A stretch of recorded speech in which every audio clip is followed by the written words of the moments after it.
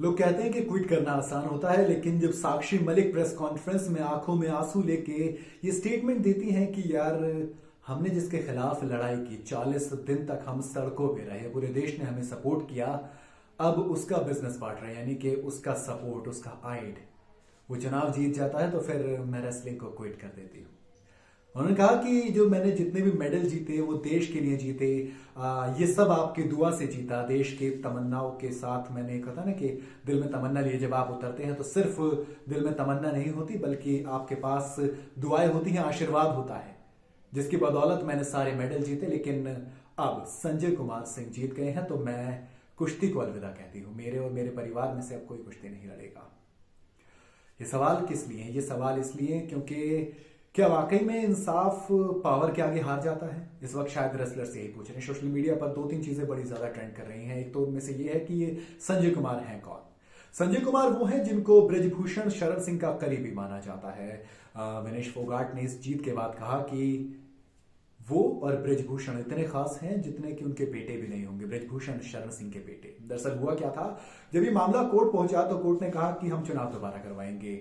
जो रेसलर्स थे, आपको याद होगा ना कि इन्होंने जंतर मंतर पर धरना दिया था। उस धरने के बाद क्या हुआ? तो उस धरने के बाद बोला कि यौन शोषण के आरोप लगाए गए थे कुछ पहलवानों पर, जिसमें एक नाबालिग पहलवान थे, पहलवान भी शामिल थे। महिला पहलवानों ने ये आरोप लगाए थे कि हमारे साथ यौन शोषण होता है। और ये करता कौन है?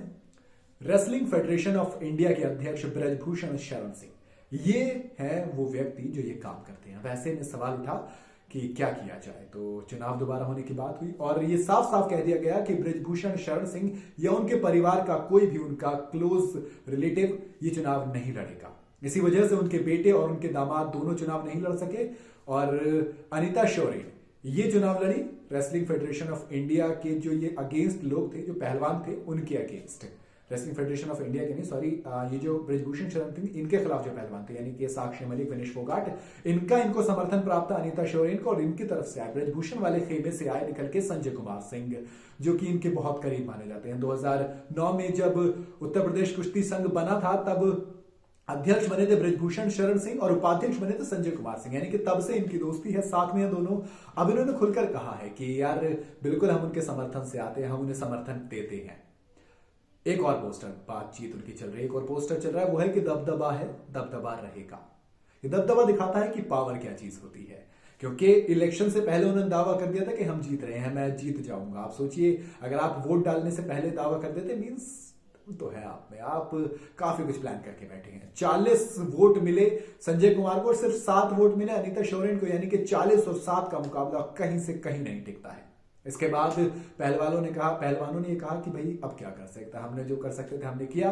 मामला खैर अभी कोर्ट में पेंडिंग है, क्योंकि ये चुनाव भी इतने आसानी से नहीं हुए। जुलाई में चुनाव होने थे, लेकिन पंजाब और हरियाणा हाई कोर्ट ने रोक लगा दी थी। अब सुप्रीम कोर्ट ने कहा कि यार ये रोक हटाइए, आप चुनाव कराइए। चुनाव कराते हैं, चुनाव होता है, 21 दिसंबर को नतीजे आते हैं और नतीजों में संजय कुमार सिंह जीत जाते हैं, यानी कि ब्रजभूषण सिंह का दबदबा वापस रेसलिंग फेडरेशन ऑफ इंडिया पर रहेगा। हालांकि एक और चीज है, संजय कुमार सिंह वो व्यक्ति है, वो बीजेपी नेता है जिन्होंने उत्तर प्रदेश के पहलवानों को, महिला पहलवानों को आगे लाने के लिए बहुत काम किया। ऐसे में आप बिल्कुल ही पूरी तरह से डिनाई नहीं कर सकते कि संजय कुमार सिंह महिलाओं को आगे लाने का काम नहीं करेंगे, लेकिन इधर महिला पहलवान कह रहे हैं कि अब यौन शोषण आगे भी जारी रहेगा और अब कोई कुछ नहीं कर सकेगा। जो पहले अंदर होता था वो खुलेआम बाहर होगा, ये आरोप महिला पहलवान अब लगा रहे हैं। ये देखने वाली बात होगी, क्योंकि संजय कुमार की इमेज जो है वो महिला पहलवानों को आगे लाने की है, महिला पहलवानों को बड़ा मंच देने की। और अब भी उन्होंने कहा कि भैया हम कैंप्स लगाएंगे, जिनको राजनीति करनी है वो राजनीति कीजिए और जिनको पहलवानी करनी है वो पहलवानी कीजिए, आइए।